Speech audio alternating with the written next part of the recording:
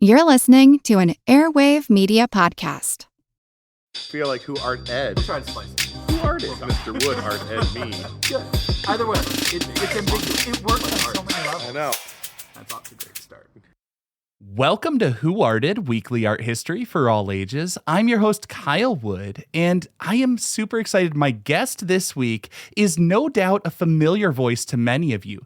Jennifer Dasal created the amazing Art Curious podcast, which I'm just going to say I consider to be the gold standard of art history podcasts. I started off as a fan, and Jennifer was actually nice enough to give me a boost when I was getting started. She did a little feed swap with me and really helped me out in the early days. And I am excited because maybe in a small way I can return the favor, because she has a new book, The Club, where American women artists found refuge in Belle Époque Paris. I cannot pronounce anything in French, but I'm sure Jennifer can. Welcome to the show, Jennifer Dasal. Kyle, I am so happy to be here. Thank you for having me. Oh, thank you so much. Now, I think we should start off with the title of the book, because longtime listeners know I can't pronounce anything in French, but I know you can. What is the proper pronunciation? You got it. It's The Club, where American women artists found refuge in Belle Époque Paris. Yes, and that was the beautiful era between the Franco-Prussian and World War I, correct? Exactly. This was considered to be, as you said, the beautiful era. It's definitely a title that was given to this period post-war, when everybody was looking back with, rose-colored glasses. But it really was an awesome time, because it was a period in France where there was a lot of political stability. Of course, the visual arts, architecture, music, dance, all of that was just phenomenal. And you started having things like the Eiffel Tower, which was brand new at this point. Electric lights came on the scene during this era. Life was generally pretty good, as long as you were part of the middle and upper classes, of course, of folks who were living there and working there at the time. But it's no exaggeration to say that it really was a pretty great time before World War I, especially. Oh, absolutely. And, you mentioned the Eiffel Tower went up at that time, which, that was controversial in its day. It went up for the World's Fair, and many of the tastemakers called it a blight on the city. They felt it was an atrocity. But once it was up, I think people came to see the beauty in it. But that was also the time period where we saw, I would consider it the birth of modern art as we know it. I mean, the Impressionist, Post-Impressionist, that was like mid to late 19th century. But also the city itself. I think of Gustave Caillat's Rainy Day Paris Streets, and that whole section of the city, if I recall correctly, that was all being built and developed during that time period. Am I right there? Completely. Under the overview of, at the time, it was the Emperor of France, Napoleon III, who was the nephew, I believe, of Napoleon Bonaparte.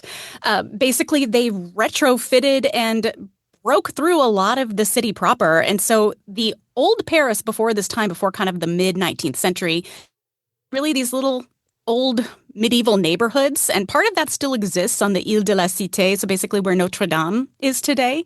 Some of that still exists, but what they did was they went through and bulldozed whole communities and made Paris what it is today, with those kind of grand boulevards, those big sightlines, all the buildings that are kind of around the same height, same material. So I always say a lot of what we enjoy today as tourists, if we're lucky enough to go to Paris, a lot of it was essentially built during this era. And it was also the era in which there were major expansions of places like the Louvre. So they put a lot of money and attention into the cultural life of the city. That was considered super important. So it was no exaggeration to say this was the top art city in the world, as much as anywhere else, as far as like a great place for dance and for going to restaurants and things like that. But for art, it was considered number one. And if you were an artist from anywhere in the world, but especially in America at the time, it was considered the thing to do, to go to France to study art. And that was really the last step towards becoming a professional artist. So people just flocked to this awesome city.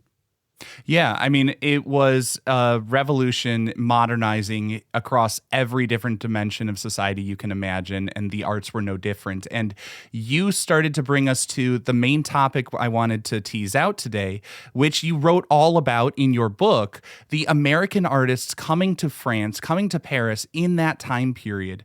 So can you just start off like, Let's play the big names. Let's play the hits here. Who were some of these great artists that we might be familiar with, or maybe that we should try to become familiar with, who were coming to Paris in that time?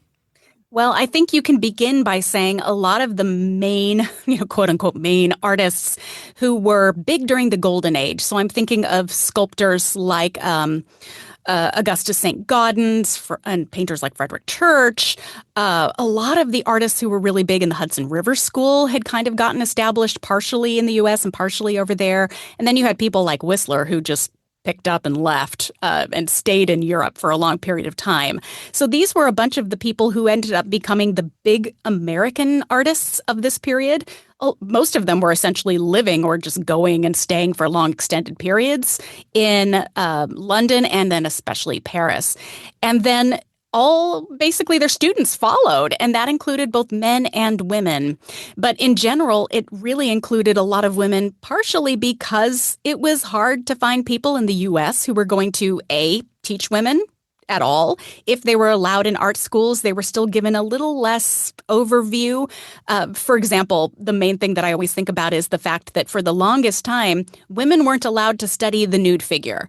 And finally, once they were allowed to study the nude figure, it was only the female nude figure. And if they were to study the musculature or anatomy of males at all, it was usually somebody who was clothed at least minimally, or at least they had like a loincloth. And that was considered the very best case scenario. In some cases, you have these amazing images of women in art schools in Philadelphia and New York, where they are studying, creating sketches from Greco-Roman sculpture or plaster copies of that sculpture, because it was just considered uncouth and plain rude for women to study the nude model at that point, it was considered.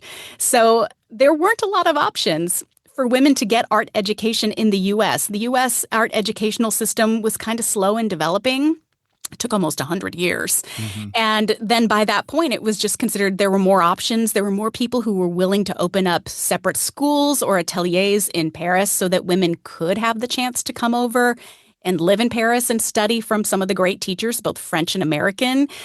They still had a little bit of more of a disadvantage even in Paris, though, in that they were being charged double the fees to go to the same schools as the men, or at least somewhat similar of a school to men over there. And it wasn't until right before the turn of the 20th century that the official art school in France, the École des Beaux-Arts, the School of Fine Arts, actually opened its doors to women at all. So even though it was seen as the thing to do, there were still some big obstacles to women living and working in Paris at this time. And that is so interesting to me because, my shorthand history was always sort of like, well, American art in those early days, like, late 18th, early 19th century, it was very provincial. It was very sort of folky, right? And Paris was the center of the avant-garde, and it was very hip and experimental, and, American artists would go there. But then even when they go there, there's so much that is a little bit off to our modern sensibilities, and I use modern. I got to be careful how I do that in an art history podcast. I mean contemporary sensibilities. In the year 2025, how we think of current life and mores, because I do at least know enough to say that modern, we're talking about a different era. We're talking like 100 years ago when we talk modern in art history. Yeah, it's true. But I'm thinking of like artists like Edmonia Lewis, not only a female sculptor, but also a non-white sculptor. Like they would go to France to get more opportunities, but there were still some major societal limitations. I was talking about Morisot in another episode, and she had to have a chaperone going with her to different places, and like it's bananas to think about the way that life was for so many people. And as you were talking about like the nude figures, I just couldn't help but think about like, older periods, as you talk about, like they could only look at a female nude or a covered man.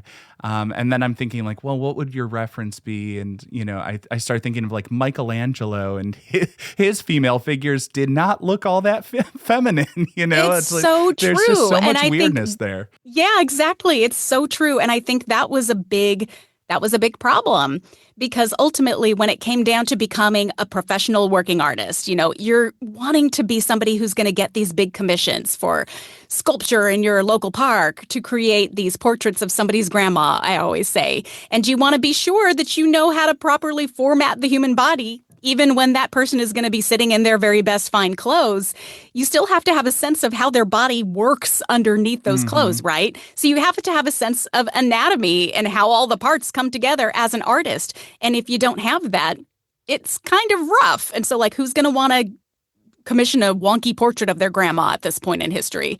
This is before Picasso and Cubism hit the scene. Yeah. This was not the time to focus on getting weird and avant-garde. People wanted things to look really realistic.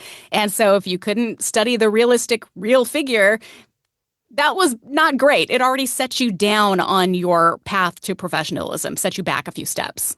Yeah. So then in the club, you're talking about these American artists and women in particular coming together. Like, can you give us a little bit of insight, what you have found about how women navigated this system, maybe worked around the limitations that were imposed by society of that day? Yes. Oh, this is such a good question. I feel like I could talk for hours upon this. But yeah, this is part of why I think the club was so necessary and so important at this period, was because it allowed women to have access to a safe place, a place where they could find community with people who were living essentially the same kind of experiences as they were enjoying. They were all professional working artists working and living in Paris at this point. So they had this sense of community, but they had access to things like a good restaurant, a tea room. They offered tea free every single day, regardless of if you were somebody who lived at the club or if you were just visiting for the afternoon. You had access to a full library of art periodicals, art books, and newspapers in both English from, back home in the U.S. and in French. And you just had this built-in surroundings that was safe and relatively inexpensive in a city that, even in the 19th century was considered outlandishly expensive. And so the club was made as a workaround to this system where people were considering France to be unsafe or inappropriate for women at the time and were afraid of their well-being, not having this sense of well-being and community. So it was really created to counteract these assumptions, especially assumptions about women living in Paris at this time. Now, I do want to actually step back a second, because it occurs to me we haven't gotten into specifics and concrete like about the clubs. Can you talk about where specifically in Paris are we talking about? And, like you talk about affordable lodging and all that, like what? Let's get into the details here. So can you just tell us about the club itself? Yeah. Oh, good question. So essentially, this was it's sort of weird to call it a residence because it was so much more than that. But it was a residence / restaurant / community center / art exhibition space that was in the Montparnasse region of Paris. So the 6th arrondissement, the area of the city that this was in.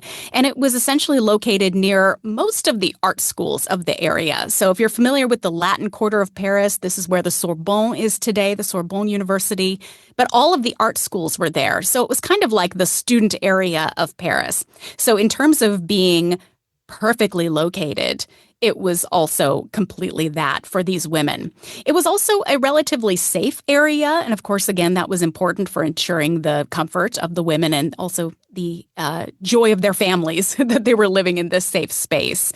And it was close to a lot of the big, not only the art studios, but a lot of the other American adjacent amenities. So things like American-based restaurants that would serve baked beans and pumpkin pie, things that you couldn't easily get otherwise in Paris. So it was really formatted to be at the center of the American-specific art community. And now, after a short break, I want to get into some of the art that came out of that period and a little bit more specifics from the book.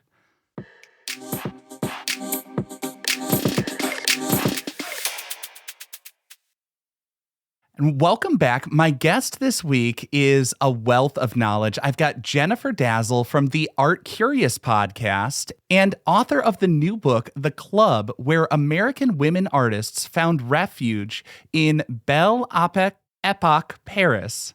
Again, I'm the beautiful era of Paris, but Jennifer Dasal, can you just give us the title of the book properly without me butchering it? You got it. You're doing great. It's The Club, where American women artists found refuge in Belle Époque Paris. I don't know why I cannot say epoch, whatever. Not the easiest word. It's all good. But I want to start with, the cover of the book itself. It's a gorgeous painting. Can you tell us about that work? Yes, I love this work. It's one of my favorites from any of the artists that came out of the club.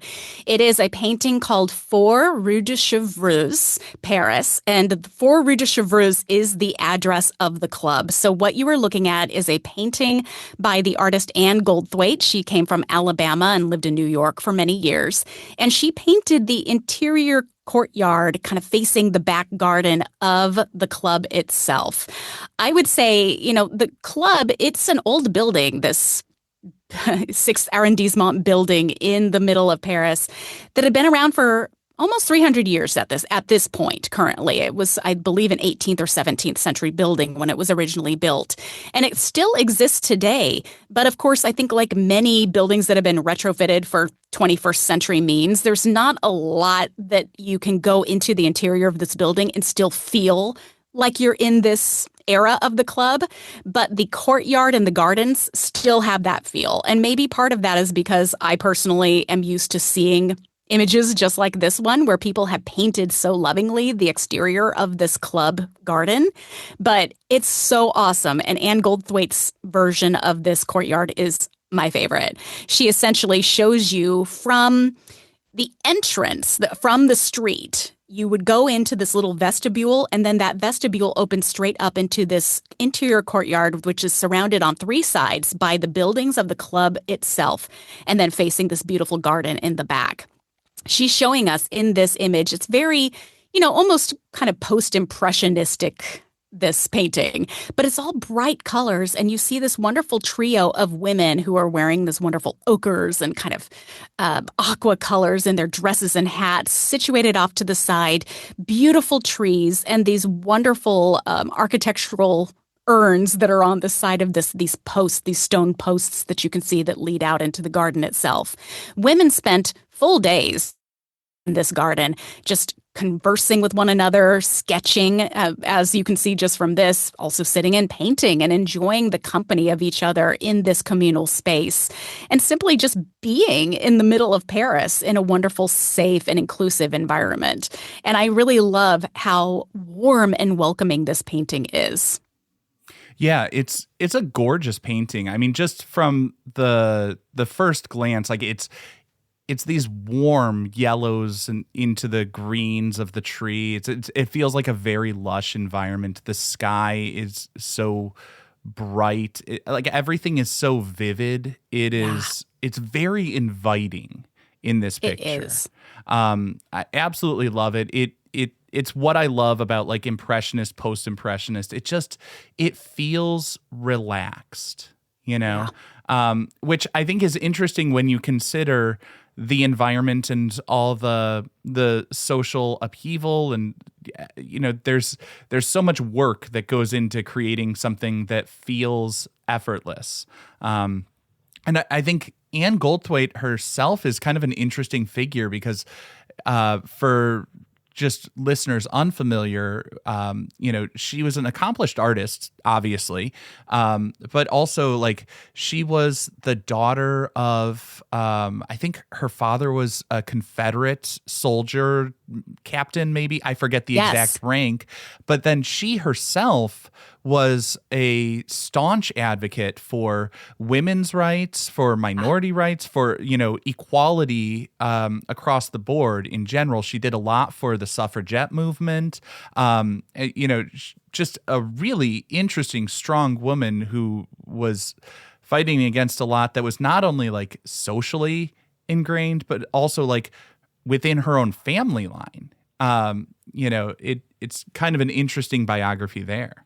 Totally. And I think that's one of the interesting things about the club is, as I mentioned, it brought people from all walks of life, mostly middle to upper class, though, to be able to afford, transatlantic fares across the ocean, for sure. But there were a number of these very politically active women like Anne Goldthwait, like her friend and compatriot Alice Morgan Wright as well. And so you have these stories of women who were art students, but are also butting up against the fact that there was no universal suffrage for women at this point. And so taking time out of their lives, out of their years, in some cases, of living and studying in Paris, to, in Alice Morgan Wright's case, actually getting arrested and going to jail in London when she's partaking in these kind of sort of violent political uprisings. And it's fascinating. The one thing that I wish I had that we don't, to my knowledge, is we don't have a lot of concurrent contemporary letters from this time period talking about how the community of the club is actually dealing with this change, all of this upheaval that you're talking about. That's the one thing I wish I could find that I haven't yet. But it's really interesting because I know that those weren't the only women who lived or worked or enjoyed the club who were politically active in that way. I think maybe in some cases the club was sort of neutral or beyond that, with one notable exception that we can get into, which is racially speaking. But I wonder how maybe this was seen as sort of just like a comfortable place for anybody of any political leaning. I don't know. Okay, so you're saying with the exception of racial leaning, so it was still a segregated club? Is that what you're saying? Sadly, yes. And so in the book, I have a chapter where I talk about the awesome sculptor. You mentioned Edmonia Lewis earlier. Mm-hmm. I feel that Meta Vo Warwick, also known as Meta Vo Warwick Fuller, is kind of like her next in line, next descendant. She was a sculptor from Philadelphia. She was African American, and she was, like anybody else, super enthusiastic and wanting to seek professionalization. And so she knew she needed to go to Paris, and she planned everything out so specifically that before she arrived in Paris, she wrote to the club and said, "Hey, I'm an American girl. I'm coming to study sculpture. I would like to stay there." And they said, "Great, we'll hold a room for you." When she arrived, the proprietress who lived on site saw her and said, "Oh, you didn't tell me you were a black girl." Flat out. This is exactly what Meta says in her recollections and her letters later in life talking about her experience. And the proprietress ultimately said, "I can't not allow you to stay here. You are welcome to stay, but you'll be uncomfortable," is essentially what she ended up saying. And she specifically said that they had Southern American women who lived there who might give her a hard time. And that may very well have been true. Obviously, Meta Vo Warwick was super mad, and rightfully so. Yeah. And she chose not to stay at the club. What I think is amazing are two things. The first is that she still ended up enjoying the club socially as a member who would go and enjoy tea. And in some capacity, she would even show her work at the club in the exhibitions that they had there. But then even more so, you have op-eds that were published in American newspapers back home, especially by one woman, I think from St. Louis, who was a member who lived on site. And she wrote an anonymous letter that said, "Hey, this is going on in Paris, and I don't think it's right. It's cool. And how could we be this wonderful, inclusive space that doesn't allow everyone, every American girl, to come and use it?" So I think that's quite amazing because you can see that there were people who were trying to stand up for Meta Vo Warwick's right to be included and doing so very appropriately and out loud, which is also kind of shocking for, 1898 to be saying this. And I love that. I wish she had had a better experience at the club. That's the only thing. I think that's the darkest spot in the club's history. But it can't be ignored. It was a real experience of American Girl there at this time. Oh yeah, I mean it's a real experience, and it is heartbreaking because whenever I hear a story, I cannot help but picture like walking up to a place and that gut punch, that sinking feeling when it's like I have nowhere else to go, Yeah. and what am I going to do? I don't know anybody. Like I cannot fathom what that must have been like. And oh, it is so sad. But I guess because I always like to try to find the bright and stuff. I do like that at least there were some people there who recognized that the situation was wrong and who were vocal about it, because that is Yes. really hard to do. It is really Yeah. hard to stand up. We'd all like to think that we would stand up and use our voice to advocate with other people and stand with them and be an ally, but it's hard. And I applaud the people who do it, and Totally. I hope that if I were in that situation, I would do the right thing. But hats off to people who definitely did. Yeah, you seemed like you looked like you were going to say something. Oh yeah, I guess I totally agree with you. I think the things that I will add is that gives me some relief is that in the few years that Mita Warwick was in Paris, she was there, I believe, 3 years. She ended up becoming one of the most talked about artists in the city at the time, in that she ended up being a mentee of Rodin, none other than Auguste Rodin, probably the most famous sculptor in the world at this point. So if you were going to study sculpture with anyone, she truly lucked out. So there are these wonderful newspaper articles at the time that talk about her and just being in awe of her abilities and of her work. So she essentially knocked it out of the park without having the benefits of being someone that had this wonderful backing of a residence at the club. She, again, as I mentioned, was still part of the community, but she sort of rose above it, is what I like to think of it as. So even despite not being able to live at the club as she had originally planned, she still completely succeeded, I think, beyond most women's dreams at this point, becoming one of these most popular artists. Yeah, absolutely. And, if you have the skill and you have the dedication, you often will find your people who will see and appreciate that. And, good on Rodin. Every time I read about Rodin, don't burst my bubble here, but I keep reading things that are like nice about Rodin. Like one of my absolute favorite pieces is The Burghers of Calais. I love that, love the story behind it, and just the thought and the insight that he had into the reality of these heroic stories and stuff. I love that. Listeners, if you want to learn more, I'll link it in the show notes. But I do want to get back to the piece that I originally set out to ask you about here, because this is the problem with talking to somebody who has so much knowledge, is you just are willing to go down every little rabbit hole that we come across. But I just want to circle back to talk about the cover, the image on the cover of the book, this painting by Anne Goldthwait. How did you select that picture? Why did you choose that for the cover? Was it just because like it's so beautiful and aesthetically pleasing and eye-catching? It's just like it's the eye candy to lure us in? Or do you feel like this was in some way more sort of symbolic of the story you're trying to tell?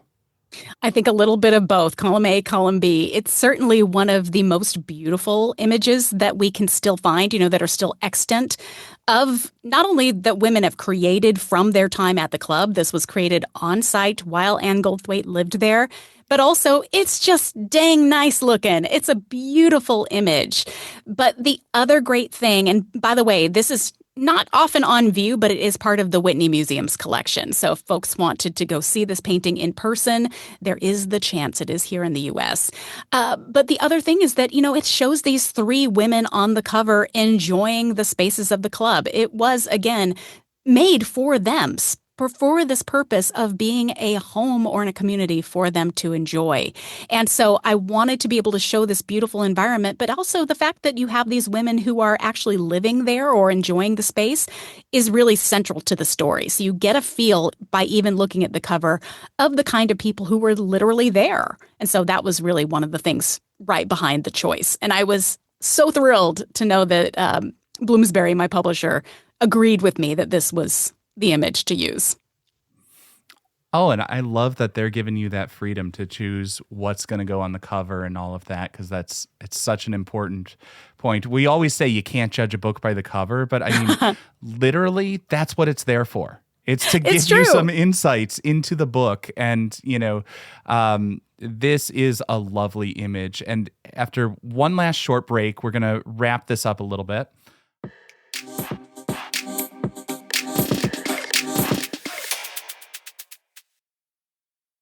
We're back. Jennifer Dasal, host of Art Curious and author of the new book. For listeners who want to read this book, I'm going to put the links in the show notes, and I'm just going to stop stumbling over it because I keep getting to the beautiful era in French. And so, Jennifer, please take us away. You got it. It is called The Club, where American women artists found refuge in Belle Époque Paris. Thank you so much. I can't get my American mouth cannot form French words, but I do appreciate your work, and I do want to start with the most awkward question I love to ask people during an interview as we look at the painting that's on the front, which is also going to be the cover art for this episode. So if you're listening, on Apple Podcasts, Spotify, wherever, you should be able to see the image of the cover of her book, also as the cover art for this episode. I love to ask, when we look at a work of art, where does this piece belong? Is this one for the Louvre, a masterpiece to cherish for the ages? Is this one for the lab, something we can learn from, but maybe we don't enjoy, the eat your vegetables of art? Or is this one for the loo? It's got its time and place, but we don't need to dwell on that. I love this question. Oh my gosh.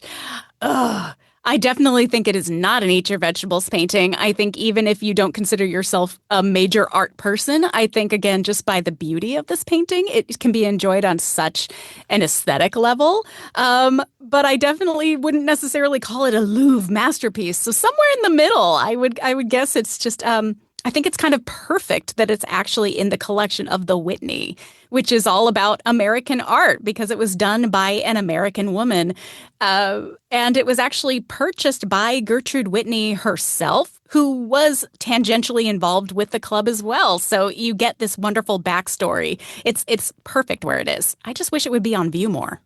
Oh, and I just love how you stick the landing with that one. It's amazing. So, yeah, I would agree. It feels like a museum piece because there's a rich history behind it, and it is just so aesthetically pleasing. It's the kind of thing that it draws you into that space. You can't help but feel the warmth of that sunny afternoon. And, I want to be in that space, sitting, drawing, watching, the animals roaming around and all of that. Yeah, there are little stray cats who you can see sort of flitting about the space. So, yeah, it's welcoming to humans and other mammals alike, it looks like. Yeah. Now, because you are such a wealth of knowledge and because you have obviously researched extensively for this book, I'm curious because you already had quite a bit of knowledge going into it, but as you did that research, was there anything you found that maybe surprised you? Any new insights you gained from this experience of research and writing? Oh, that's a good question. The best surprise to me is how many incredible artists were involved in the club, either as residents or people who would just enjoy the club socially or come to the club to exhibit their works of art as part of this exhibition that was produced yearly on site there. So it really was the center of American life, American female life in Paris for over 20 years. And the fact that I didn't know about this place and its existence until a few years ago. As an art historian, that sort of boggled my mind. But that's also what I love about art history is there's never a lack of things to learn. There's always something fun and something new to discover. And so I found that totally satisfying. The more I learned about these women, probably there were thousands of women who came there over its 21 year history, even if they're just coming by for an afternoon, for example.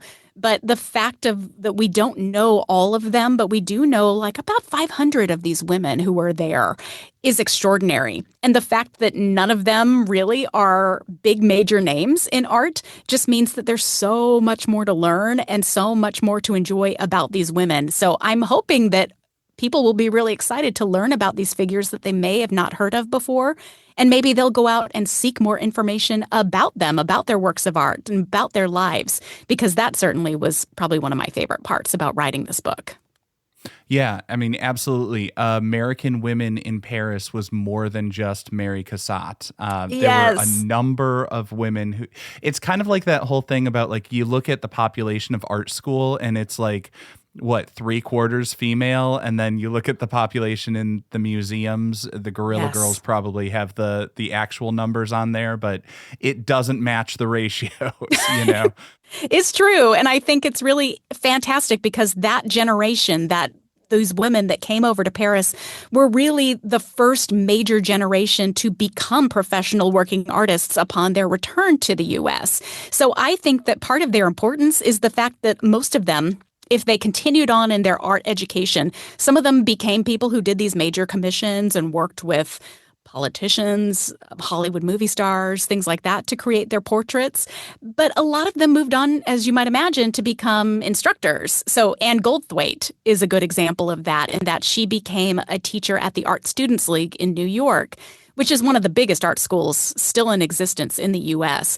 But I always think of that as being the nexus of the art world for, the mid-century America, which is essentially where the center of the art world was in the middle of the 20th century. It moved from Europe over here to New York. And so thinking about the fact that a lot of these women ended up teaching the next generation, like Anne Goldthwait did that for people who came in and was at the Art Students League in the 1930s and 1940s. I think of these women as making those artists, helping them become the artists that changed the art world, not just in the U.S., but across the board. And so I think it might be in some small ways. We don't know the full impact of their works in teaching these people, but I think it can't be denied. And I think it's no coincidence for sure that their time in Paris, they brought back and placed that knowledge and experience upon this next generation of artists. Yeah, and the thing I love about art history, at least, as you lay it out, and you did so beautifully, like throughout your show, like, yes, longtime listener, you focus on the story, because as we see this, it's not just like the list of all these women's names that came through the club. My eyes glaze over when I see the bulleted list of names and dates and major works and stuff like that. But it's these stories of how these people came together with some common purpose and they were overcoming these obstacles. And then it branches out and touches another generation. The way that, you say Goldthwait got that stamp of approval in her Paris studies, and then she brought that back to the U.S. and the Art Students League. And we think about, so many names.